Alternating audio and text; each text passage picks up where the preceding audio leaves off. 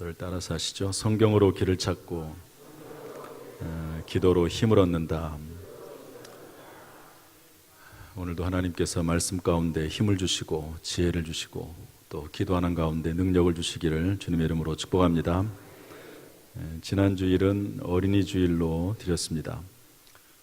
특별히 제가 이런 말씀을 했죠. 따라서 합시다. 육으로 난 것은 육이요 영으로 난 것은 영이니. 자식을 낳았어도 이건 따라하는 게 아니에요. 자식을 낳았어도 그것은 육을 낳은 거죠. 또 육으로 기르는 겁니다. 진정으로 자식을 낳고 기르는 것은 영으로 낳고 또 영으로도 길러야 됩니다. 육으로 난 것은 육이에요. 또 영으로 난 것은 영입니다. 다르거든요. 우리 교회 성도님들은 영과 육으로 다 자녀를 낳고 기르는 복된 가정 되기를 주님의 이름으로 축복합니다. 오늘은 어버이 주일을 맞이해서 이렇게 제목을 정해봤습니다. 오늘 본문의 말씀에 근거해서 순종하고 공경하라. 따라서 합시다. 순종하고 공경하라. 기독교는 생명의 종교요 부활의 종교입니다. 예수 믿고 영생을 얻고 천국 가는 그런 진리의 종교고, 또 어떤 상황 가운데서도 제기할 수 있고 소망과 희망을 가지고 하나님의 능력 안에서 부활을 꿈꾸는 그런 종교가 기독교입니다. 또 그런 경험을 한 사람들이 교회 나오는 분들이죠. 전부 다. 그런데 또한 기독교는 효의 종교이기도 합니다. 따라서 합시다. 효의 종교. 부모에게 효도를 다하는 종교입니다. 물론 이전에 우리 한국교회 초기에 유교에서는 기독교가 제사를 드리지 않는다고 해서 비판한 적이 있습니다. 그러나 우리 그 교회가 제사를 안 드리긴 하지만 그렇다고 돌아가신 부모에 대해서 예를 다하지 않는 건 아닙니다. 이렇게 추모 예배를 드리고 또 추도 예배를 드리죠. 또한 기독교는 돌아가신 이후에 제사를 드리면서 부모를 공경하는 게 아니라 살아계실 때 부모를 섬기는 것을 강조하는 겁니다. 살아계실 때 부모를 섬겨야지 돌아가신 다음에 아무리 제사를 드린들 그게 어떤 의미가 있겠습니까? 그래서 살아계실 때 부모에게 잘하는 것을 가르치는 말씀이 성경이라고 볼 수 있습니다. 그러면 과연 무엇이 효일까 하는 건데, 저는 특별히 이제 자녀도 영으로 낳아야 된다 말씀을 드렸지만,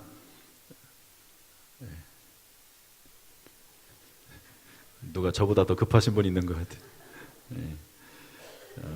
또 부모님을 또 영적으로 이렇게 잘 낳고, 뭐 영적으로 낳는다 그렇기는 어렵지만 부모 예수 믿고 부모님들도 교회 다니고 양육하고 또 부모님들이 신앙 안에 살아나가게 하는 것도 정말 중요한 효라고 볼 수가 있습니다. 오늘 저는 성경이 말하고 있는 효는 무엇인가 하는 것을 살펴보면서 같이 은혜를 나누고자 합니다. 먼저 1절 말씀 읽어보겠습니다. 1절 다 같이 시작. 자녀들아 주 안에서 너희 부모에게 순종하라. 이것이 옳으니라. 첫 번째로 효는 순종하는 겁니다. 부모에게. 따라서 합시다. 순종. 물론 이것은 결혼하기 이전에 주로 해당하는, 또는 나이가 들어서 출가하기 이전에 주로 해당이 되는 내용이라고 볼 수가 있을 것입니다. 헬라어 원어에 의하면 순종은 휘파쿠어라고 하는 단어를 쓰는데요, 부모의 말씀에 귀를 기울이는 걸 말합니다. 말을 잘 듣고 따르는 것, 이것을 순종이라고 합니다. 부모님이 말씀하시면 귀를 기울여 듣는 거죠. 건성건성 듣고 부모님이 뭐라고 얘기를 해도 잘 따르지도 않고 무시하고 그러는 것은 효라고 할 수가 없습니다. 성경에 대표적으로 부모에게 효를 다했던 사람은 이삭입니다. 이삭. 순종했던 사람. 하나님께서 아브라함에게 100살 때 이삭이라고 하는 아들을 줬습니다. 그 아이가 잘 자라서 한 12살, 15살 정도 됐습니다. 아버지 아브라함은 110살에 115살 정도 됐겠죠. 그런데 하나님이 갑자기 그 아들을 하나님 앞에 번제로 드리라는 거예요. 그것은 뭐냐면 그 아이를 각을 떠서 껍질을 벗기고 아이의 내장을 꺼내고 물로 씻고 그래가지고 번제로 불로 태워서 제사를 드리라는 거죠. 저는 오늘날 하나님께서 그런 명령을 하시지 않는다고 생각을 합니다. 그 당시에는 이방 종교에서 그런 일을 가끔 했거든요. 어쨌든 그런 명령을 듣고 아브라함이 순종해서 그 아들을 데리고 모리아 산으로 올라갑니다. 번제를 드리기 위해서. 그런데 중간에 아들이 물어보죠. 번제할 나무는 있는데 번제할 어린 양은 어디 있습니까? 그랬더니 아버지 아브라함이 그것은 하나님이 준비하실 것이다. 이렇게 해서 올라갔는데 막상 올라가 보니까 아브라함이 양을 잡는 게 아니라 자기를 잡으려고 하는 거예요. 일반적으로 아들이 10살에서 15살이면 충분히 도망갈 수 있습니다. 그런데 순순히 그 아버지의 뜻에 따라서 결박을 받습니다. 어려운 순종이죠. 아들 이삭은 그런 순종을 아버지에게 바칩니다. 창세기 22장 9절부터 10절에 그 내용이 나와 있는데 우리 한번 읽어볼까요? 하나님이 다 같이 시작. 하나님이 그에게 일러주신 곳에 이른지라 이에 아브라함이 그곳에 제단을 쌓고 나무를 버려놓고 그의 아들 이삭을 결박하여 제단 나무 위에 놓고 손을 내밀어 칼을 잡고 그 아들을 잡으려 하니. 하나님이 말리시죠. 이렇게까지 네가 순종하는 걸 보니 이제 네가 나를 사랑하는 줄 알겠다. 그러면서 아브라함의 처음 말대로 하나님이 양을 예비하셔서 이제 숲을 사이에 있는 양을 예비하셔서 그 양으로 제사를 드리게 합니다. 또한 부모에게 순종했던 대표적인 분 중에 하나는 어린 예수님이라고 볼 수가 있습니다. 누가복음 2장 51절부터 52절에 보면 예수님께서 이제 30살이 되어서 공생애를 시작하기 전에 부모님에게 어떻게 순종했는지가 나오는데 한번 읽어보겠습니다. 예수께서 시작. 예수께서 함께 내려가사 나사렛에 이르러 순종하여 받드시더라. 그 어머니는 이 모든 말을 마음에 두니라. 예수는 지혜와 키가 자라가며 하나님과 사람에게 더욱 사랑스러워 가시더라. 예수님도 출가하셔서 이제 본격적으로 본인의 사명을 감당하기 전까지는 철저히 부모님에게 순종하면서 지냈다 하는 것을 알 수가 있습니다. 이렇게 성경은 부모에게 순종하는 것을 가르치고 있는데요, 이 정도로 강력하게 말씀을 하십니다. 잠언서 30장 17절 말씀 읽어보죠. 다 같이 시작. 아비를 조롱하며 어미 순종하기를 싫어하는 자의 눈은 골짜기에 까마귀에게 쪼이고 독수리 새끼에게 먹히리라. 신명기 21장에도 또 강조하고 있는데요, 읽어보겠습니다. 시작. 사람에게 완악하고 패역한 아들이 있어 그의 아버지의 말이나 그 어머니의 말을 순종하지 아니하고 부모가 징계하여도 순종하지 아니하거든 그의 부모가 그를 끌고 성문에 이르러 그 성읍 장로들에게 나아가서 그 성읍 장로들에게 말하기를 우리의 이 자식은 완악하고 패역하여 우리 말을 듣지 아니하고 방탕하며 술에 잠긴 자라 하면 그 성읍의 모든 사람들이 그를 돌로 쳐 죽일지니 이같이 내가 너희 중에서 악을 제하라. 그리하면 온 이스라엘이 듣고 두려워하리라. 완악하고 패역한 아들, 부모의 말에 순종하지 않고 방탕하여 술에 잠긴 아들은 이 정도로 강력하게 대처할 것을 성경이 가르쳐주고 있습니다. 이게 부모에게 순종하라는 겁니다. 성경은 왜 순종하라고 말씀하고 있습니까? 오늘 1절 말씀 보니까 주 안에서 너희 부모에게 순종하라. 이것이 옳으니라 이랬습니다. 따라합시다. 이것이 옳으니라. 이 말은 뭐냐면 부모에게 순종하는 것이 옳기 때문에 순종하라는 거죠. 다시 조금 더 이것을 확대해서 말하면 왜 부모 순종하냐고 물어보지 말라는 거예요. 너희의 양심이 부모에게 순종하는 것이 옳다고 가르치지 않느냐 이런 말입니다. 여러분 부모를 거역하고 부모를 대적하고 부모에게 못된 짓을 하면 여러분 양심이 거리끼게 돼 있어요. 양심이. 하나님은 사람의 마음속에 양심을 주셔서 부모에게 함부로 하는 사람은 그 사람의 마음이 편할 수가 없습니다. 성경은 부모 공경에 대해서 이유를 묻지 말어 그렇게 얘기하는 거예요. 이유를 묻지 말어. 너희 양심이 그렇게 말하고 있지 않느냐. 부모에게 순종하는 것은 그냥 옳아. 부모에게 순종하는 게 맞아. 그런 말씀이에요. 때때로 내 마음에 안 들어도 나에게 주신 것이 크게 없어도 부모님 말씀에 잘 따르는 것이 옳다. 그런 말씀입니다. 그런데 순종에 관하여 주의할 것이 하나가 있습니다. 그게 뭐냐면 자녀들아 주 안에서 너희 부모에게 순종하라 이랬습니다. 따라합시다. 주 안에서. 부모님에게 순종해야 되지만 여러분 사실 대부분은요 그냥 부모에게 순종하는 자녀들이 훌륭한 자녀고 복받는 자녀입니다. 그런데 예를 들어서 부모님이 죄를 지으라고 한다든지 부모님이 신앙생활을 못하게 한다든지 그런 것까지 사실 순종할 수는 없습니다. 그러나 그 경우에도 아버지와 어머니를 공경하는 태도를 잃어버리면 안 됩니다. 그럼에도 불구하고 부모님들을 존중하는 마음은 가져야 된다고 성경은 알려주고 있습니다. 두 번째로 효도란 뭡니까? 성경이 말하는 그것은 우리 2절 3절 말씀 읽어보겠습니다. 다 같이 시작. 내 아버지와 어머니를 공경하라. 이것은 약속이 있는 첫 계명이니 이로써 내가 잘되고 땅에서 장수하리라. 아버지와 어머니를 공경하는 것이 효도입니다. 신명기 5장 16절도 구약성경에서도 말씀하고 있는데 한번 다시 같이 읽어보겠습니다. 시작. 너는 내 하나님 여호와께서 명령한 대로 내 부모를 공경하라. 그리하면 내 하나님 여호와가 내게 준 땅에서 생명이 길고 복을 누리리라. 여러분 공경이라고 하는 것이 무엇입니까? 성경 원어인 헬라어에 보면 티마우라고 쓰고 있는데요. 이것은 값을 치르다, 예우하다, 대우하다 이런 말입니다. 부모에게 마땅히 대우할 것을 대우하는 게 그것이 공경이라고 하는 겁니다. 한자로 제가 한번 찾아봤어요. 그랬더니 공이라고 하는 말은 공손하다, 삼가하다, 조심하다, 섬기다. 부모 앞에서 함부로 하지 않는 거예요.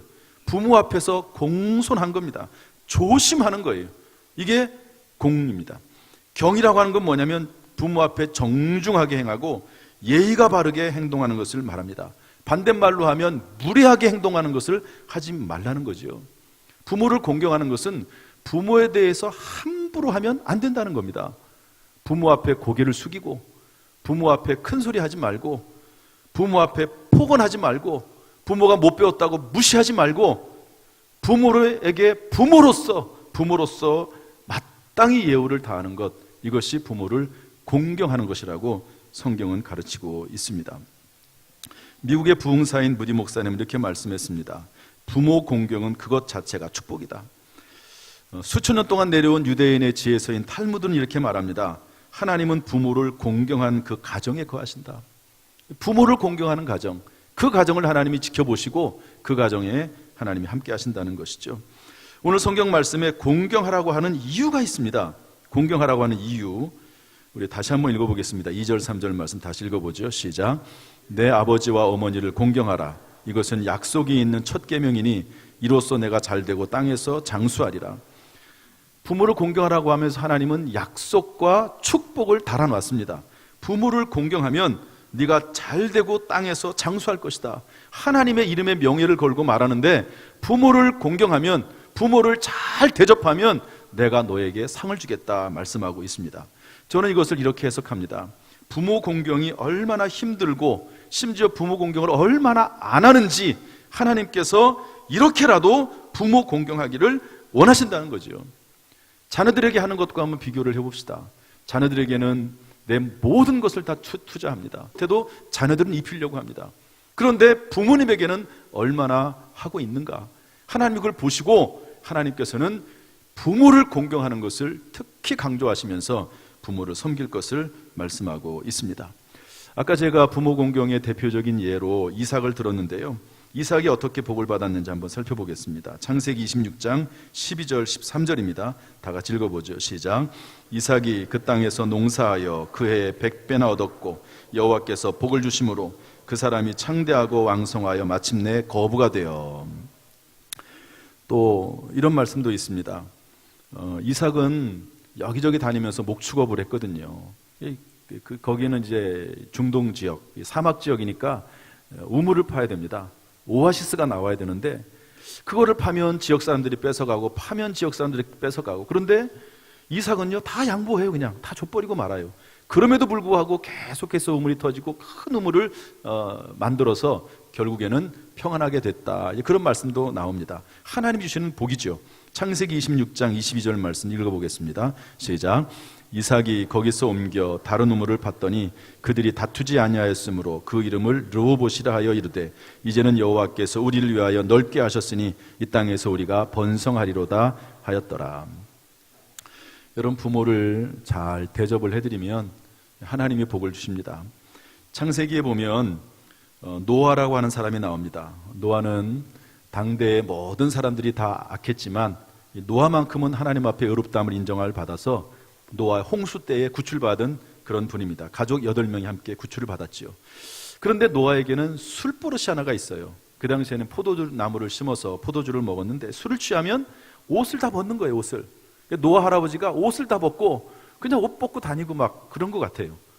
한 번은 또 술을 잔뜩 드시고 옷을 벗고 잠을 자고 있는데 둘째 아들이 봤습니다. 그걸 다 보고 그리고 그것을 밖에 나가서 전부 이렇게 소문내고 다닌 거죠. 얼마나 수치스러운 일입니까? 그런데 그 첫째 아들과 셋째 아들이 그것을 듣고 천으로 가리고 뒷걸음쳐서 아버지에게 가서 아버지의 하체를 가리어줍니다. 하체를 보지 않습니다. 그리고 아버지의 그 수치스러운 일을 소문내지 않는 거죠. 그리고 나서 노아가 깨어나요. 이 모든 일들을 보고 노아가 둘째 아들 함을 저주합니다. 첫째 아들과 셋째 아들을 축복합니다. 그리고 그 축복 그대로 이루어집니다. 물론 부모가 저주하는 자식이 누가 있겠습니까마는, 그러나 아무리 자식이라도 정말 못된 자식이 있을 수 있습니다. 그러면 부모의 마음이 불쾌한 거예요. 부모의 마음이 너무 아픈 거예요. 여러분, 그러면은 안 됩니다. 정말 우리를 축복해 주는 사람은 부모예요. 부모만큼 우리를 강력하게 진실되게 축복해 주는 사람이 누가 있겠습니까? 부모의 마음을 아프게 하거나 부모의 마음 속에 자식을 향해서 이 저주스러운 마음이 들지 않도록 우리는 하고, 어찌됐든지 간에 부모의 마음을 편하게 해드리고 부모의 마음 속에 자녀를 축복하고 싶은 마음이 생기도록 그렇게 해야 되는 것입니다. 충청도 제천에 효자 이야기가 있어서 제가 옛날에 읽어본 적이 있습니다. 극단적인 이야기이긴 하지만 한번 들어보시죠. 아버지가 술과 도박으로 부모 재산을 다 탕진했습니다. 그렇게 되니까 어머니가 싹바느질을 해서 근근히 살아갑니다. 요즘 이야기는 아니죠. 그런데 하루는 아버지가 술에 잔뜩 취해가지고 와서 아내에게, 어머니죠, 돈 달라고 소리를 지릅니다. 돈이 없다는 말을 하니까 화가 나가지고 옆에서 자고 있던 아들, 이분입니다. 이분 던져버렸어요, 마당에. 그랬더니 다리가 부러지고 허리가 다쳤습니다. 장애인이 됐습니다. 그래서 평생 휠체어를 타고 다니게 됐습니다. 그런데 이분이 이제 혼자 구할 수밖에 없겠죠. 걷지를 못하니까. 그래서 혼자 시간을 보내면서 공부만 열심히 했습니다. 감사하게도 사법고시에 합격을 해서 판사가 됐습니다. 부모에게 좋은 두뇌를 물려받아서 그럴 수 있죠. 물론 전적으로 공부를 해서 그랬을 것입니다. 이렇게 해서 판사가 됐는데 아버지를 원망하지 않고 그 아버지를, 자기를 내던진 아버지를 극진히 모셔다가 극진히 대접하고 효도했다 하는 글을 읽어본 적이 있습니다. 이런 내용들을 보면 참 감동이 되지 않습니까? 아유, 뭐 이런 바보가 다 있어, 이렇게 말하는 사람이 누가 있습니까? 그럼에도 불구하고 부모를 참 잘 섬기는구나, 훌륭하구나, 이렇게 말을 하지 그 사람을 비난할 사람은 없을 것입니다. 오늘 제가 여러분들에게 동영상 하나를 좀 보여드리겠습니다. 이 영상을 보면서 가정의 날에 부모님을 다시 한번 생각해보는 그런 시간이 됐으면 좋겠습니다. 보여주시죠.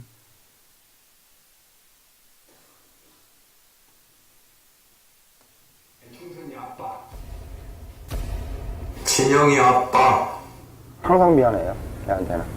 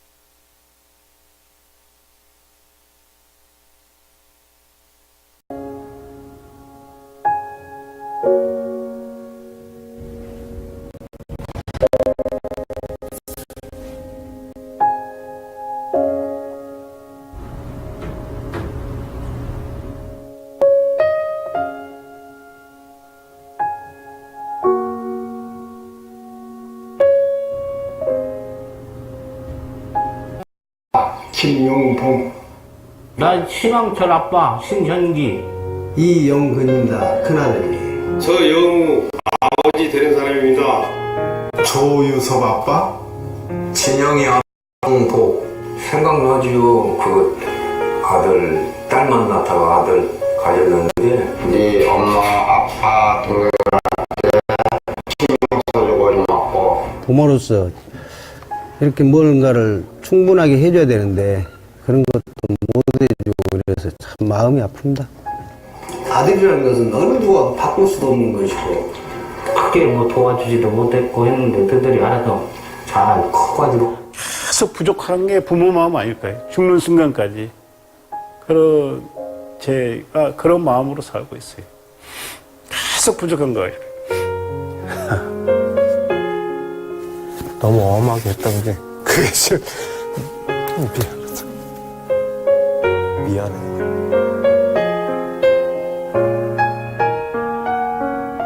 항상 내가 부족하고 항상 미안해요. 걔한테는. 미안하다 참. 모든 것이 부족하고 못 가르치고.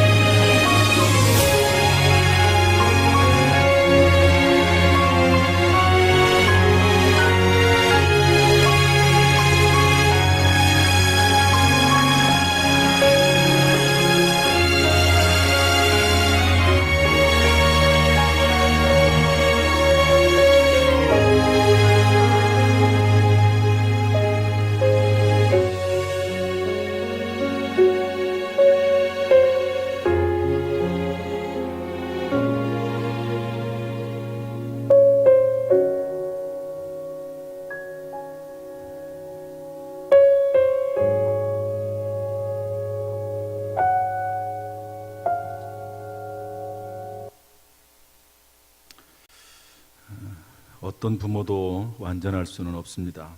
때론 원망스러운 부모를 만날 수도 있습니다.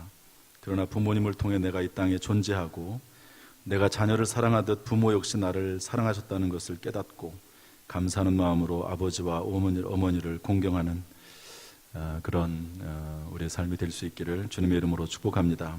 그 가운데 주님의 은혜와 축복이 임하기를 주님의 이름으로 축원합니다. 기도하겠습니다. 하나님 아버지 감사합니다. 우리의 가정이 믿음 안에서 복되게 하시고 참으로 사랑이 넘치는 가정, 존경과 존중이 넘치는 가정